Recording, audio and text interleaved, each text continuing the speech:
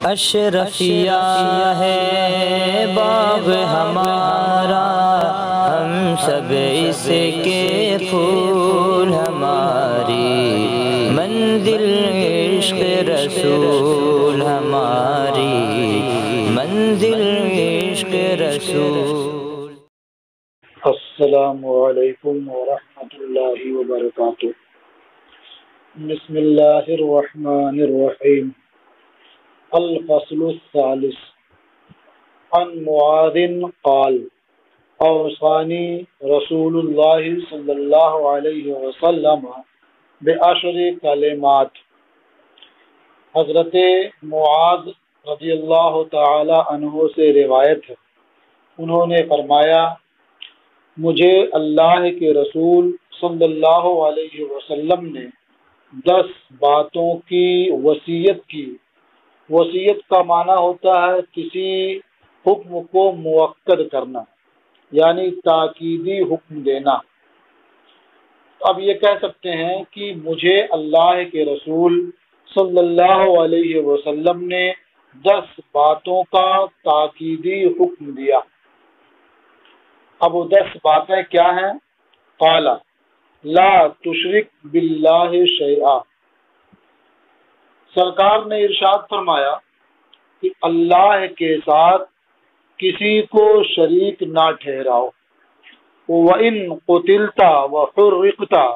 اگرچہ تمہیں قتل کر دیا جائے اور تمہیں آگ میں جلا دیا جائے، یعنی یہ مرنے اور جلنے کی مشقت برداشت کر لینا،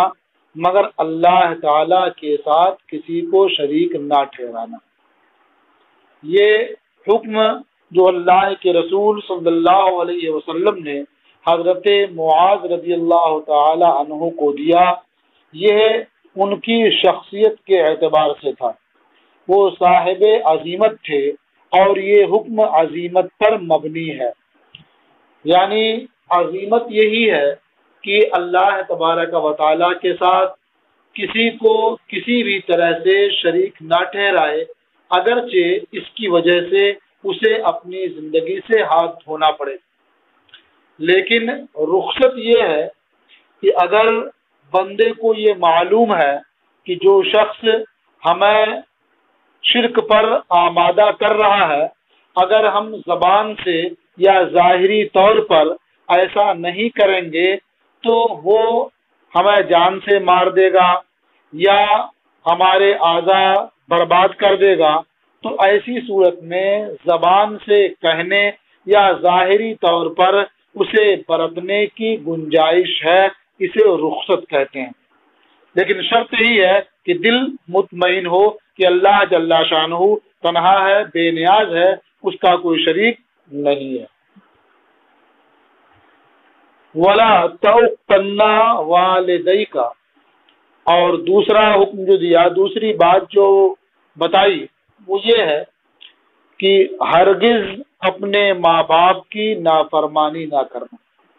یعنی انہیں اذیت نہ دینا، ان کے کہنے کے خلاف نہ کرنا۔ وَإِنْ أَمَرَاكَ أَن تَخْرُجَ مِنْ أَهْلِكَ وَمَالِكَ، اگرچہ تمہارے ماں باپ تمہیں اس بات کا حکم دیں کہ تم اپنے اہل و مال سے الگ ہو جاؤ، نکل جاؤ، یہ بھی مبالغے کے طور پر تاکید ہے کہ تمہیں ماں باپ کا اس حد تک خیال کرنا چاہیے کہ اگر وہ اہل و مال سے بھی علیحدہ ہونے کے لیے تمہیں کہیں تو تم ان کی اطاعت و فرما برداری کرو، یعنی انہیں ناراض نہ کرو، ان کا دل نہ دکھاؤ۔ اور یہ ضابطہ آپ نے پہلے پڑھ لیا ہے کہ شرع کے موافق جب تک وہ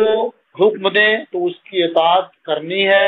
اور اگر شرع کے خلاف وہ کسی بات کا حکم دیں تو اس میں اطاعت لازم نہیں ہوتی ہے، بلکہ خلاف شرع ہو تو وہ اطاعت اس وقت جائز بھی نہیں ہوتی۔ اس لیے کہ عام حکم ہے لا طاعت لمخلوق فی معصیت الخالق، خالق کی نافرمانی میں کسی مخلوق کی اطاعت نہیں کی جائے۔ اب یہ ہے کہ اہل و عیال سے علیحدہ ہونے کے لیے کہیں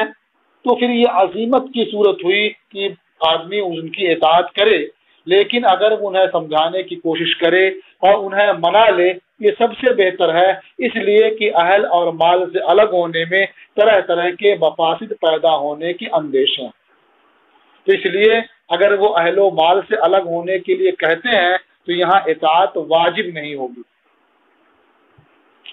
وَلَا تَتْرُكَنَّ صَلَاةً مَكْتُوبَةً مُتَعَمِّدًا، اور دانستہ جان بوجھ کر کے ہرگز کوئی فرض نماز ترک نہ کرو۔ فَإِنَّ مَن تَرَكَ صَلَاةً مَكْتُوبَةً مُتَعَمِّدًا، کیونکہ جس نے جان بوجھ کر کے کوئی فرض نماز ترک کر دی فقد برئت منہ ذمۃ اللہ، تو اس سے اللہ کا ذمہ بری ہو گیا، الگ ہو گیا۔ یعنی اللہ تبارک و تعالیٰ نے اہل ایمان کے لیے جو امن و امان کا ذمہ لے رکھا ہے، جب بندہ اس کی اطاعت نہیں کرتا ہے، جان بوجھ کر کے نماز چھوڑ دیتا ہے، تو وہ ذمہ امن جو اللہ کی جانب سے ہے وہ ختم ہو جاتا ہے، اللہ تعالیٰ کا ذمہ اس بندے سے الگ ہو جاتا ہے۔ اب وہ چاہے مصیبت میں مبتلا ہو یا ہلاکت میں پڑے، اس کی کوئی پرواہ نہیں ہوتی ہے۔ اس سے سمجھ میں آیا کہ ہمیں کبھی بھی جان بوجھ کر کے کوئی فرض نماز نہیں چھوڑنی چاہیے، قضا نہیں کرنی چاہیے۔ وَلَا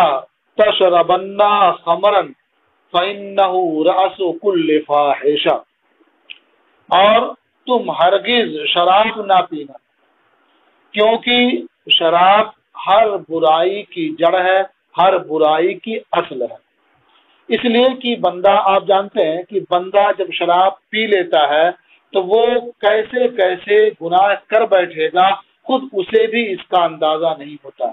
کیونکہ اس وقت عقل پر پردہ پڑ جاتا ہے۔ اب وہ جھوٹ بول رہا ہے کہ چوری کر رہا ہے، کسی کا مال برباد کر رہا ہے، کسی کے ساتھ کوئی زیادتی کر رہا ہے، وہ کیا کیا کرے گا کچھ نہیں کہا جا سکتا، اور اچھی طرح سے اسے بھی اس کا احساس نہیں ہو پاتا۔ تو فرمایا وَلَا تَشْرَبَنَّ خَمْرًا، اور تم ہرگز شراب نہ پینا، کیونکہ شراب ہر برائی کی اصل اور جڑ ہے۔ وَإِيَّاكَ وَالْمَعْصِيَةَ، اور اللہ کی نافرمانی سے بچو۔ اب تک تو ایک ایک چیز کا بیان کیا، مطلقاً بیان فرمایا کہ معصیت سے بچو، اللہ کی نافرمانی سے بچو۔ فَإِنَّ بِالْمَعْصِيَةِ اللہ سخط اللہ، کیونکہ نافرمانی کی وجہ سے اللہ کی ناراضی نازل ہوتی ہے، اللہ کی ناراضی اترتی ہے۔ یہ کل 5 چیزیں ہو چکی، یعنی شرک نہ کرنا، ماں باپ کی نافرمانی نہ کرنا، جان بوجھ کر کے فرض نماز نہ چھوڑنا، کبھی شراب نہ پینا، اور معصیت سے بچنا، دور رہنا۔ یہ 5 چیزیں ہو چکی، اور آگے 5 دیکھیے۔ فرمایا وَإِيَّاكَ وَالْفِرَارَ مِنَ الزَّحْفِ، اور کفار و مشرکین سے مقابلے کے وقت بھاگنے سے بچنا، بھاگنے سے دور رہنا۔ وَإِنْ هَلَكَ النَّاسُ، اگرچہ لوگ ہلاک ہو جائیں، یہ بھی مبالغے کے طور پر ہے، یعنی آخر دم تک مقابلہ کرنا اور وہاں سے میدان چھوڑ کر کے مت بھاگنا، اس لیے کہ بھاگنا ایک آدمی کا دوسروں کے لیے بھی بزدلی کا سبب بنتا ہے۔ اور اس سے پہلے آپ پڑھ چکے ہیں کہ اگر مقابلہ برابر کا ہو جب تو یہ حکم ہے، لیکن اگر وہ دوگنا یا اس سے زیادہ ہو اور ایسی صورت میں شکست سامنے ہو تو پھر میدان سے ہٹ جانے میں، دور ہو جانے میں کوئی حرج نہیں ہے، جا سکتے ہیں، علیحدہ ہو سکتے ہیں۔ وَإِذَا أَصَابَ النَّاسَ مَوْتٌ وَأَنْتَ فِيهِمْ فَاثْبُتْ، اور جب لوگوں کو موت آئے اور تم ان کے درمیان موجود ہو تو ثابت قدم رہو، وہیں موجود رہو، باقی رہو۔ یہ لوگوں کو موت آنے کا مطلب کیا ہے کہ اگر کوئی بیماری پھیل جائے، کوئی وبا آ جائے، جیسے آج کل کرونا بیماری پھیلی ہوئی ہے، تو جس آبادی میں جس جگہ بیماری پھیل گئی تو وہاں سے بھاگ کر کے کسی اور جگہ نہ جاؤ، اور اگر کہیں اور موجود ہو تو جہاں بیماری پھیلی ہوئی ہے وہاں داخل بھی نہ ہو۔ تو آج یہ انتظامیہ یا حکومت کی جانب سے جو قید و بند لگائی جا رہی ہے، مذہب اسلام نے بہت پہلے اس کا حکم دے رکھا ہے۔ آج یہی قید و بند آپ دیکھ رہے ہیں کہ جہاں بھی کوئی مریض پایا جاتا ہے تو وہاں کے لوگوں کو باہر جانے سے منع کر دیا جاتا ہے، اور باہر کے لوگوں کو وہاں جانے سے روک دیا جاتا ہے، اور بالکل اسے لاک کر دیا جاتا ہے۔ یہی حکم اسلام نے پہلے دے رکھا ہے کہ اذا اصاب الناس موت، جب لوگوں کو موت آئے، یعنی کوئی بیماری پھیل جائے، کوئی وبا آ جائے، وانت فیہم، اور تم ان کے درمیان موجود ہو، فثبت، تو وہیں رہو، نکل کر کے کہیں اور نہ جاؤ، دوسروں کے لیے مصیبت کا سبب اور ذریعہ نہ بنو۔ اور بعض روایتوں میں اس بات کی صراحت بھی ہے کہ اگر دوسری جگہ موجود ہو تو جہاں وبا پھیلی ہوئی ہے، بیماری پھیلی ہوئی ہے، وہاں نہ جاؤ۔ وانفق علی عیالک من قولک، اور اپنی وسعت سے یا اپنی وسعت کے مطابق، اپنی طاقت کے مطابق اپنے عیال پر خرچ کرو۔ عیال میں وہ سب آتے ہیں جن کا نفقہ آدمی کے ذمہ لازم ہوتا ہے، یعنی جن کا نفقہ، جن کا خرچ آدمی کو برداشت کرنا ہے شرعاً، اس کے خرچ کا انتظام کرنا ہے، وہ سب اس کے عیال میں آتے ہیں۔ تو اپنی وسعت کے مطابق، اپنی طاقت کے مطابق اپنے عیال پر خرچ کرو۔ ولا ترفع عنہم عصاک ادبا،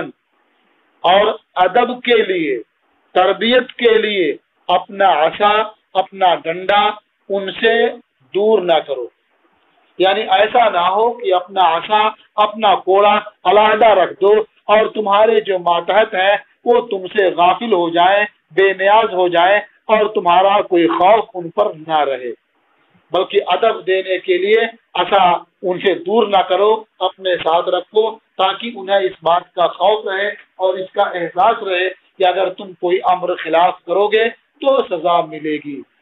اسی لیے حضرت عمر فاروق اعظم رضی اللہ تعالی عنہ نے فرمایا، علق صوتک حیث یراک اہلک، اپنا کوڑا وہاں رکھو جہاں گھر والے دیکھتے رہیں، یعنی انہیں نظر آئے کہ یہ کوڑا سامنے ہے، اگر غلطی ہوگی تو اس سے ہمیں سزا مل سکتی ہے۔ وَأَخِفْهُمْ فِي اللَّهِ،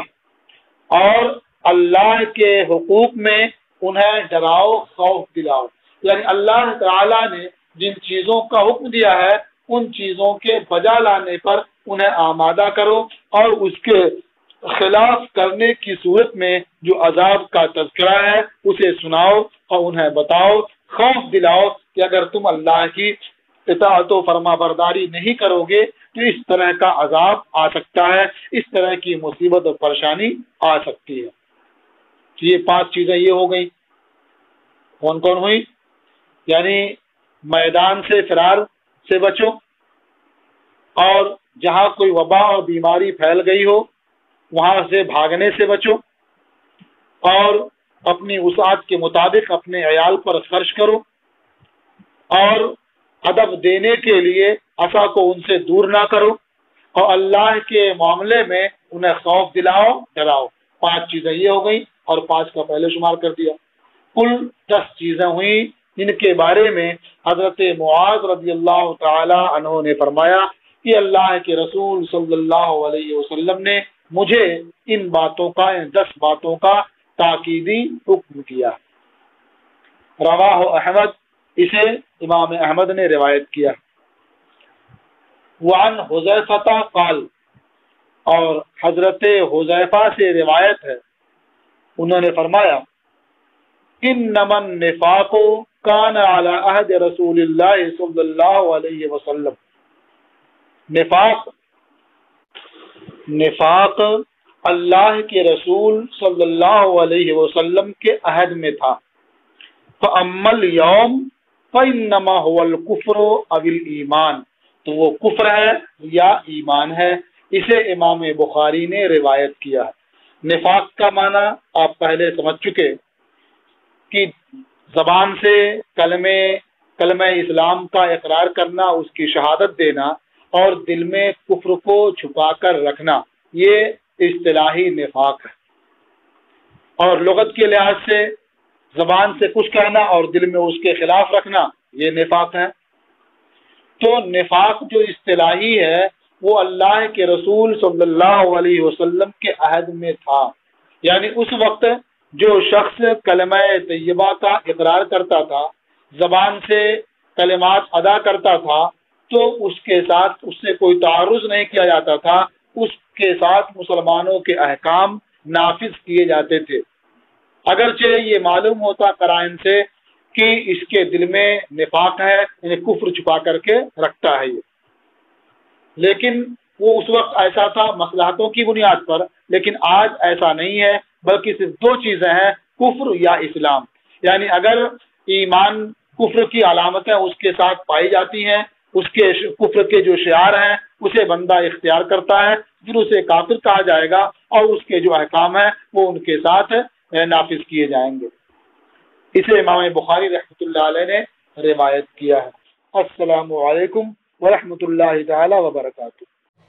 اشرفیہ ہے باغ ہمارا، ہم سب اس کے پھول، ہماری منزل عشق